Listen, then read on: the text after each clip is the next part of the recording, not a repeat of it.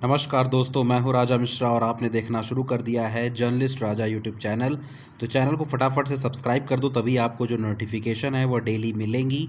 और आपको सटीक अगर न्यूज़ देखना है तो आपको इस चैनल को सब्सक्राइब करना ही पड़ेगा। अगर वीडियो आज की ज़रा भी पसंद आए तो लाइक ज़रूर करिएगा, चैनल को सब्सक्राइब ज़रूर करिएगा। तो चलिए आज की हेडलाइंस को पेश करता हूँ आपके सामने।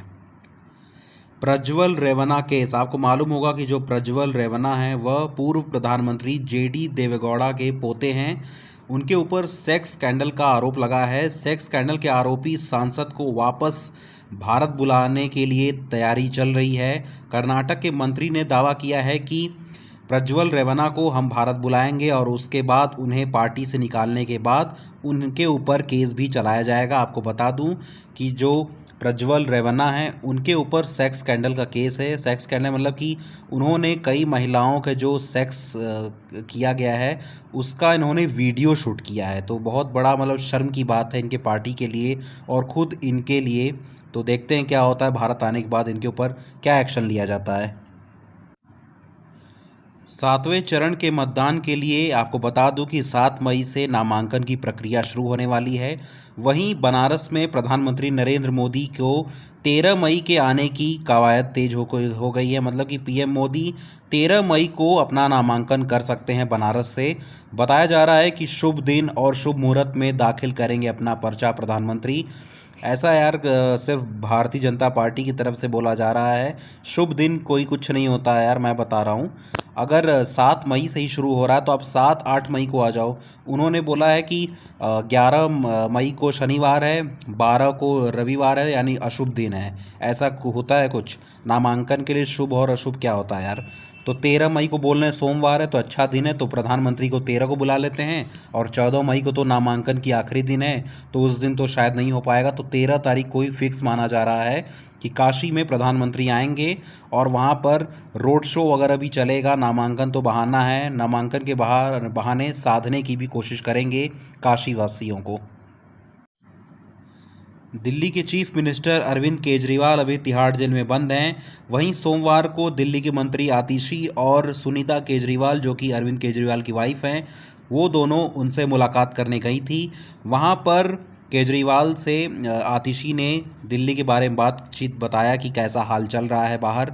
और जो 1000 वाला मामला है कि दिल्ली गवर्नमेंट महिलाओं को 1000 हर महीने देने वाली है, उसके ऊपर भी अरविंद केजरीवाल ने आतिशी से बात करके कहा है कि जब वो जेल से बाहर आएंगे तब उसके बाद तुरंत इस बात पर वो मतलब कि कार्रवाई करेंगे। 1000 रुपये महीने वाला जो मतलब कि घोषणा करने वाले हैं, ऐसा आतिशी ने कहा है कि मुख्यमंत्री अरविंद केजरीवाल ने जेल के अंदर से ही दिल्ली का हाल जाना मुझसे। उन्होंने यह भी पूछा कि गर्मी के दिन में दिल्ली वासियों को पानी की किल्लत बिल्कुल भी नहीं होनी चाहिए और बहुत सी जो स्कीम चलाई जा रही हैं उसके बारे में भी केजरीवाल ने मुझसे बातचीत में मतलब कि हाल जाना है दिल्ली का। तो उन्हें दिल्ली वासियों की बहुत चिंता है और जल्द ही वह जेल से वापस आएंगे, बाहर आएंगे और फिर वह दिल्ली की सेवा में लग जाएंगे। अगर आपने उत्तराखंड बोर्ड से 10th और 12th का बोर्ड एग्ज़ाम दिया है तो अब आपका रिज़ल्ट आ चुका है। जी हाँ, 11:30 बजे ही रिज़ल्ट घोषित हो चुका है। अगर आप अपना 10वीं और 12वीं का रिज़ल्ट देखना चाहते हो तो मैं आपको 2 अच्छी वेबसाइट बताता हूँ। पहली तो है uaresults.nic.in। एक बार फिर से सुन लीजिए, uaresults.nic.in। और दूसरा वेबसाइट्स है जो मेरा फेवरेट है, sarkariresult.com। आप इन दोनों वेबसाइट्स पे जाकर उत्तराखंड का 10th और 12th का जो बोर्ड एग्ज़ाम का रिज़ल्ट्स है उसे आप देख सकते हो। तो बेस्ट ऑफ लक आप सभी को। लोकसभा चुनाव का अब तीसरा चरण का मतदान होने ही वाला है। इसके लिए आज मध्य प्रदेश के दौरे पर कांग्रेस नेता राहुल गांधी रहने वाले हैं। आज वह 12 साढ़े 12 बजे दोपहर में मध्य प्रदेश के भिंड में कांग्रेस प्रत्याशी बरैया के पक्ष में जनसभा को संबोधित करने वाले हैं। लोकसभा चुनाव को देखते हुए तेलंगाना में आज दूसरी बार प्रधानमंत्री मोदी की रैली होने वाली है। तेलंगाना के चिलवर गांव में चुनाव प्रचार करने वाले हैं प्रधानमंत्री। आपको बता दूं कि तेलंगाना में दूसरी बार यह दौरा है प्रधानमंत्री मोदी का और तेलंगाना एक ऐसा सीट है जहां पर बीजेपी को लगता है कि वह अच्छा खासा जीत दर्ज कर सकती है और साउथ की सबसे मजबूत सीट मानी जाती है तेलंगाना की। वहीं केंद्रीय गृह मंत्री अमित शाह ने प्रज्वल रेवन्ना के मामले में साफ तौर पे कहा है कि देश की मातृशक्ति की भारतीय जनता पार्टी हमेशा से साथ रही है और रहेगी। दोषियों पर कार्रवाई होनी चाहिए। उन्होंने जो सेक्स स्कैंडल था, अभी मैंने आपको पहले बताया कि प्रज्वल रेवन्ना का जो मामला चल रहा है, आपको बता दूं कि जो जेडीएस है वह भारतीय जनता पार्टी से अभी गठबंधन में है, तो इस वजह से भारतीय जनता पार्टी को भी घेरा जा रहा है बाकी विपक्षी पार्टियों के द्वारा, जिस पर अमित शाह ने कहा है कि भारतीय जनता पार्टी हमेशा से ही मातृशक्ति और नारी शक्ति के सम्मान में हमेशा से खड़ी रही है और हमेशा खड़ी रहेगी। और उन्होंने कहा कि जो भी इसके पीछे दोषी हैं, सेक्स स्कैंडल के पीछे, उन्हें सज़ा होनी चाहिए, वो चाहे जो भी हों। आरक्षण वाले मामले में केंद्रीय गृह मंत्री अमित शाह ने कहा है कि आरक्षण पर गलत खबरें फैला रही हैं कांग्रेस। उन्होंने कहा कि Bharatiya Janata party SC, ST और ओबीसी का आरक्षण कभी नहीं मारने वाली है। यह सिर्फ भ्रम फैला रही है कांग्रेस, लोगों के दिलों में नफरत फैला रही है भारतीय जनता पार्टी का। और इन्होंने यह भी कहा है गृह मंत्री ने कि पिछले 2 जो चरणों में भी चुनाव हुए हैं, उसमें जो हमारी पार्टी है उसे 100 सीट मिल चुकी हैं, मतलब 100 सीट से भी ज़्यादा हमें मिल चुकी हैं।